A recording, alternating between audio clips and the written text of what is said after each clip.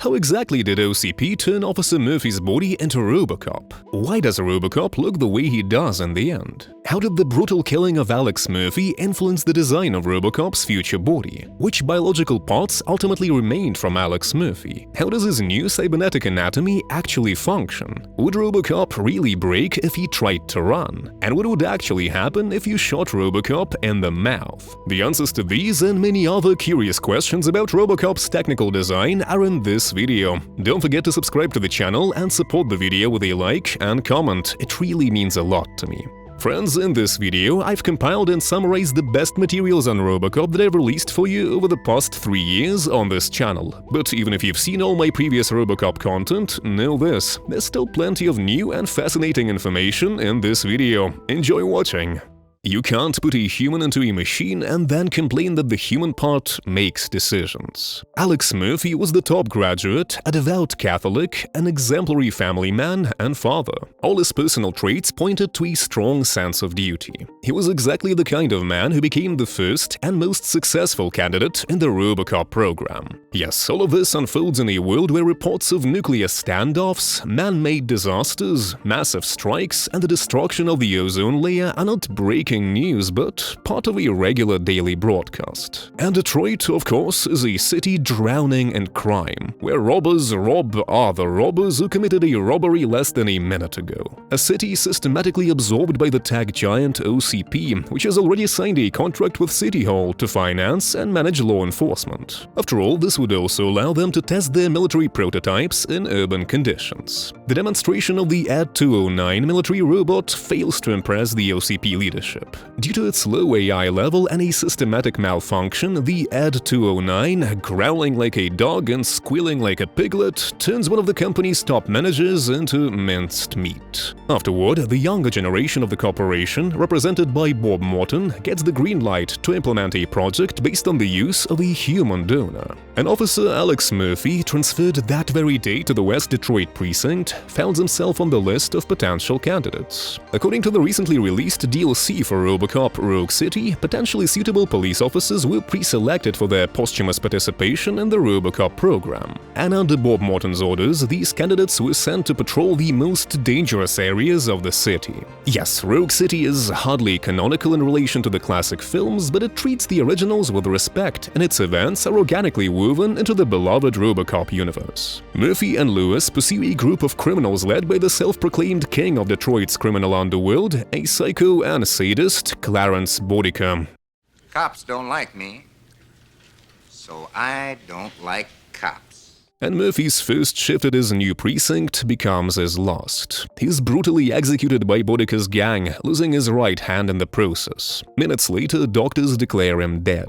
But as it turns out, his brain is successfully preserved, and when he next awakens in his new life, Murphy will see the world through an artificial visual system. At an early stage, this system was a single camera connected to his optic nerves, which one of the engineers could manually rotate. So in a way, Murphy's head resembled the design of Cyborg Kane from those scenes. The engineers also report that they managed to preserve Murphy's left arm. But Bob Morton expresses his disapproval and reminds them that he ordered a full-body prosthesis, and since Murphy had signed all the necessary paperwork before, they could do whatever they wanted with his corpse. Remember, when Bodica begins his attack on Murphy, he first blows off his right hand with a shotgun, just for fun. Later, the gang removes his entire arm. And for Bodica, there's dark irony in that. When Bob Morton's team started building Murphy's new body, they didn't yet have a clear idea of what RoboCop would look like, technically or visually. The decision for full-body prosthetics was made during RoboCop's creation process, and the first part to be replaced was the right arm, the one taken by Bodica and his gang.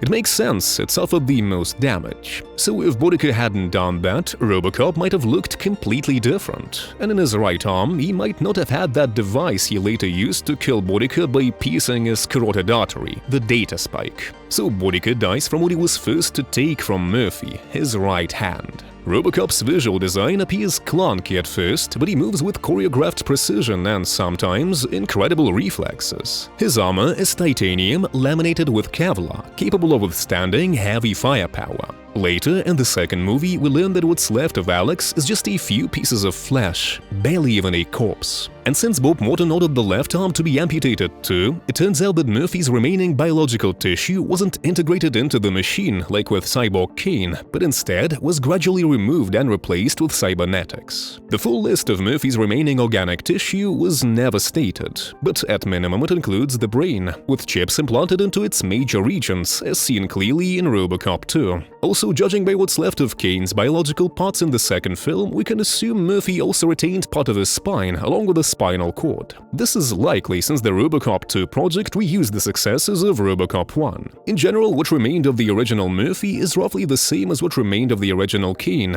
with the difference that both their biological eyes were eventually discarded and replaced with full tech. Target. Now follow. So why did the engineers preserve such a significant portion of the biological nervous system? Why keep part of the spinal cord? After all, in Kane's case, the nervous system could be replaced with technological components. The missing part of his spinal cord was substituted with wires. Naturally, a functioning nervous system is necessary for perception and control of the new cybernetic body, and possibly the greater the proportion of technological substitution in RoboCop's nervous system, the less effective it becomes. The human nervous system is a complex evolutionary mechanism. The spinal cord, among other things, transmits sensory information to the brain, connecting it to the world. But keeping that much of the living nervous system forces RoboCop's to feel pain. When Murphy's torn apart by Kane's gang in the second movie, he screams in agony. He even screams when they destroy parts of his body that are completely non-organic, but the synthetic nervous system of those parts is still connected to his biological nerves. And after that torment, RoboCop spends days in physical agony waiting to be repaired. So why does OCP force RoboCop's to feel pain? Does it improve their performance? Of course not, but OCP does it deliberately. The thing is, pain is a means of controlling RoboCop's. In Murphy's case, pain is a failsafe in case he resists Directive 4, the one forbidding him to arrest OCP executives. It's physical agony that prevents Murphy from arresting the vice president of OCP. In Kane's case, pain is also a control mechanism, but a more twisted one. He experiences agony due to his addiction to illegal substances, making him obedient, up to a point, of course. Because for OCP, efficiency isn't the main goal. What they want is control. And as flawed a person as Bob Morton was, his execution of the RoboCop project became the most successful in company history, not just because of how suitable Murphy was as a candidate. While his colleagues, starting with the Ed 209 project, aimed to build monstrous robots that instill fear in criminals, Morton wanted to create a cyborg who didn't terrify ordinary citizens. And he was right. Yes, criminals often don't take Murphy seriously, at least at first, which for most of them turns out to be a fatal mistake. His reputation and effectiveness speak for themselves. Every citizen knows it. Detroit loves RoboCop. And strangely enough, the visual and technical decisions made by Bob Morton and his team also helped Murphy stay sane. According to the filmmakers, Murphy's face was preserved for specific reasons, and public interaction wasn't the main one. We'll talk more about Murphy's head in a few minutes. Tastes like baby food. Knock yourself out. From the original films, we know that RoboCop has a digestive system analog, because his organic components need nutrients. He also has a synthetic circulatory system based on a Japanese artificial heart that delivers the necessary elements to the right parts of his body. Of course, oxygen is vital for organic matter, so Robo Murphy must have an artificial replacement for a respiratory system. There's no way around it. Moreover, RoboCop's anatomy requires some sort of analog for an excretory system, since used nutrients and other elements in his cybernetic body need to be expelled somehow. The excretory system of RoboCop doesn't necessarily have to function like a human one. For example, in the 2014 remake, we were shown how Murphy's blood gets replaced, essentially a form of system cleansing. Now let's go into more detail about RoboCop's most iconic visual element, his head. We all remember the most futuristic scene from the original 1987 film, when Murphy removes his helmet in the steel mill, revealing his face and the mechanisms of his cybernetic anatomy. Here, the mechanisms in his head are coated in machine oil, which enhances the sci-fi feel of the scene. But maybe it's not oil at all. Maybe it's synthetic blood, essential for the proper functioning of what is virtually the only remaining organ from his original body, his brain. In the sequel and the third film, the mechanisms in his head are clean and dry. This suggests the artificial blood may have leaked due to heavy gunfire damage he sustained earlier in the film. Let's first outline the core anatomical facts about RoboCop's head, based on the filmmaker's commentary. Regarding his head, the only parts preserved from Murphy are his brain and his face, his skin. No muscles or skeletal elements remain, just the skin. Beneath it is metal. It's cold. Murphy's face was preserved and then grafted onto a fully robotic head containing a human brain. Engineers at OCP did this to prevent a psychological programming breakdown when RoboCop eventually saw his own face in a reflection. After all, it's impossible to separate Officer Murphy's professional skills from his personal memories. And it worked. There are also some intriguing details about RoboCop's face found in the filmmaker's commentary. In the original script for the second movie, Kane's gang was supposed to partially rip the skin from RoboCop's head, exposing the jaw mechanisms. That would have confirmed that beneath Murphy's skin there are no human tissues, just metal. According to the creators, it's possible, though not confirmed, that during reconstruction, Murphy's original face was replaced with a synthetic version. This may explain why in the third film his face doesn't burn from fire and looks different overall. It's implied, though never stated outright, that at some point the engineers decided to swap his biological skin for synthetic. Regardless, if they did replace Murphy's face, they at least preserved the bullet scar left by Boudicca's shot to his head. Now, knowing that only machinery lies beneath Murphy's face, let's consider the immense technological leap OCP engineers made to preserve his human expressions. Murphy's facial expressions were fully retained. You should get out of here now. Hey, we're partners.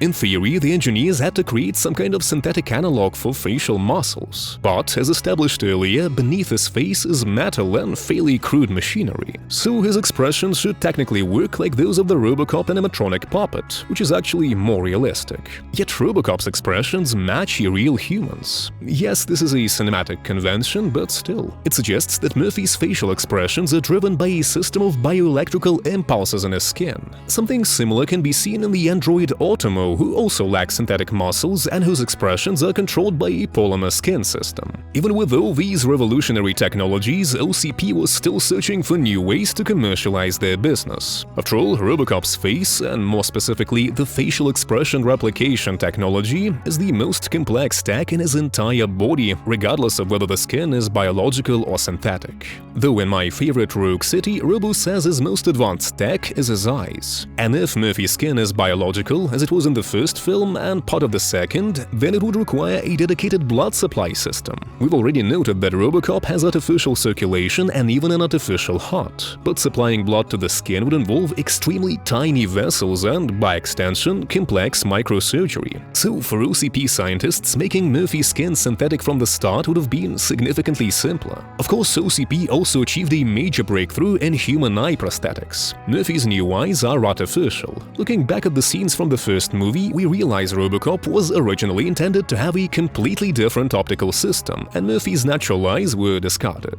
But during development, engineers decided to preserve the human appearance of his face and used eye prosthetics. They also flawlessly recreated his teeth, tongue, and entire oral cavity. This means OCP scientists beat Kanemitsu Corporation in creating indistinguishable humanoid androids. Now let's take a closer look at the mechanisms inside Murphy's head under the helmet. First off, it seems the bolts that secure the helmet go into these holes, which appear to be part of Murphy's auditory system. There's no other visible place for them to connect. We also see these metal arches, which in my view are designed to maintain space between the helmet and internal head mechanisms. This is important for two reasons. First, for ventilation. There are dedicated ventilation channels at the back of his head. These are needed to cool the processors implanted in Murphy's brain. Second, to reduce impact stress on RoboCop's head. These arches have specific mounting points, and there are additional holes for alternate configurations. A prominent element of Murphy's head is his artificial jaw, most of which is hidden under his face. This suggests that the internal facial structure mimics a human skull, which makes sense, with even nasal cartilage analogues included. On Murphy's neck, we see hydraulic systems replacing muscles. Speaking of the neck, some goofs are visible. Through the makeup, we can sometimes glimpse Peter Weller's real neck. But the most famous goof involving RoboCop's head is the disappearing protective parts of his jaw and neck, the black elements.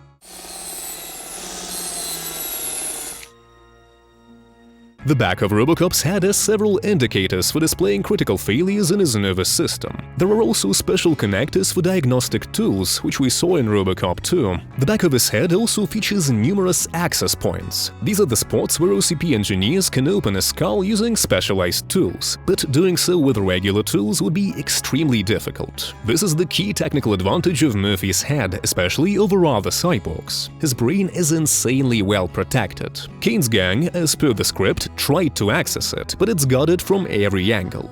So what happens if someone shoots RoboCop in the mouth? The filmmakers addressed this too. Basically, nothing major. It's like shooting a Terminator in the mouth. Most of the time, it would result in cosmetic damage, breaking artificial teeth and damaging the oral cavity. If a bullet hits the artificial digestive system, that could also cause some issues. Depending on the severity of the damage, RoboCop's jaw function and the articulatory system as a whole could be affected. In more severe cases, it could lead to malfunctions in his visual system. However, in most situations, the brain, his only critically important biological organ, remains unharmed. RoboCop will be fine. Now, let's move on to a curious question that's both obvious and not so obvious at the same time. A question that will reveal more about RoboCop's technical structure. The question is, can RoboCop run? Was this function originally included in his design? And will he break if he actually tries to run? It's a real engineering mystery. RoboCop walks, and walks, but he never runs. Yes, he is slow, but even in the first movie we are shown that he has excellent reflexes. He can catch a bullet, react instantly to a target, and quickly dodge an oncoming threat, like in the scene where you lose a mill into the toxic waste tank. There he almost runs. But not once have we seen Robo do anything that could be called actual running. So let's talk about the possible technical reasons why RoboCop never runs, because they definitely exist. But first, let's answer the main question. Did the creators originally plan for RoboCop to be able to run? Overall, no. You can tell by the mechanical design of his feet, they offer minimal flexibility and, as a result, extremely limited functionality. I'd even say that with that kind of foot structure, it's not particularly comfortable for RoboCop to walk at all. There's another obvious clue in the films that confirms his mechanical anatomy wasn't designed for running: the structure of his metal skeleton. Just look at how massive his artificial spine is. It doesn't appear to be very flexible. And for Murphy to run efficiently, his entire robotic movement system would have to be engineered with that in mind. So why did the creators restrict RoboCop's mobility from the start? Obviously because they realized it could actually harm him. I don't know RoboCop's exact weight. Some sources say between 300 and 600 pounds, but that seems way too low for our guy. I'd estimate he weighs around 1,300 pounds. That's at least the average load capacity of the cars Murphy typically uses. So yeah, he's heavy. Every sudden movement he makes, especially strong impacts from his legs hitting the ground, puts enormous stress on his joints and internal mechanisms. Meaning, if RoboCop tried to run, his joints would be subjected to the same kind of load they'd get from falling. Running creates cyclical shock loads, short but powerful impact impulses. So we can assume that RoboCop's design lacks an advanced shock absorption system capable of absorbing destructive vibrations. Though I should note that in RoboCop Rogue City, his shock absorption system was significantly improved. It allows him to jump from great heights without taking damage. But that doesn't apply to the original film trilogy. We also know that biologically only Murphy's brain and face remain, so if there's no effective shock absorption system, not only the mechanical parts suffer during running, but also his brain. His head has no additional gyro stabilization, and if RoboCop started running, it wouldn't be just his biological brain that's affected. His built-in processors might fail as well. At the very least, I believe his visual and auditory systems would malfunction. We also know that RoboCop primarily moves using hydraulics. This makes him extremely strong, but hydraulic systems produce great force at a relatively low speed. For hydraulics, low-speed operation is the optimal mode. It's also known that RoboCop has an internal power source. I don't know the exact nature of it, but it's mentioned in the third film, and it makes sense. The power source is another component that demands Murphy to conserve energy. Any sharp movement causes a spike in the consumption consumption of precious power. What's more, it also leads to increased heat generation, which in some situations can cause his systems to overheat. And yes, Robo can indeed face overheating issues. We've already discussed that his design includes special ventilation channels for heat dissipation. But note how small these heat dissipation zones are. That was done deliberately to minimize the number of vulnerable points in a structure. Overall, Murphy's power system is intended for long-term, stable operation in patrol mode, not for short bursts of intense activity. So, can Murphy run in an emergency? Yes, but it wouldn't really be called running, because his entire anatomy just isn't designed for that.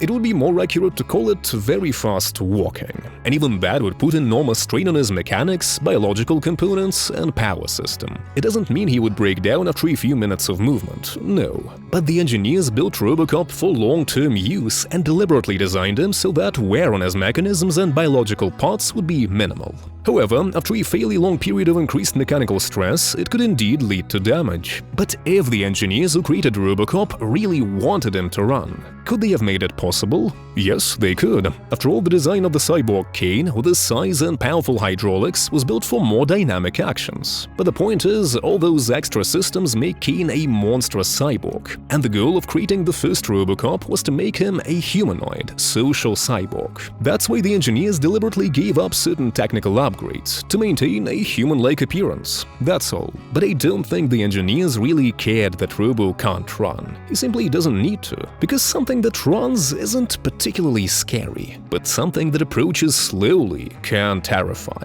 with its inevitability. I'm not arresting you anymore. Hey, oh, wait a second. Yeah, either way, you can't put a man in a machine and then complain that the human part makes decisions. One unexplored theme in the original trilogy is RoboCop's self-identity. Is he a man or a machine? In the first film, despite constant flashbacks of his past life, Murphy tells Lewis that he doesn't remember his family, but he feels them. His attitude towards his former family can be described as curiosity and interest, but not as attachment. Lead actor Peter Weller once commented that RoboCop isn't capable of thinking and feeling like a human, but he senses the presence of humanity within him. Still, there was never a hint that Murphy was prone to emotional suffering or saw himself as a monster. A sense of duty is the main thing that drives Alex Murphy, and that's what makes him an excellent police officer. Or as it said in my favorite Rogue City game, a machine enhanced by the personal qualities of Officer Murphy. So what is he in the end, a man or a machine? Honestly, the answer is simple. To his friends, he's Murphy. To everyone else, he's RoboCop. If you enjoyed this video, subscribe to the channel and support it with your activity. It really means a lot to me. See ya!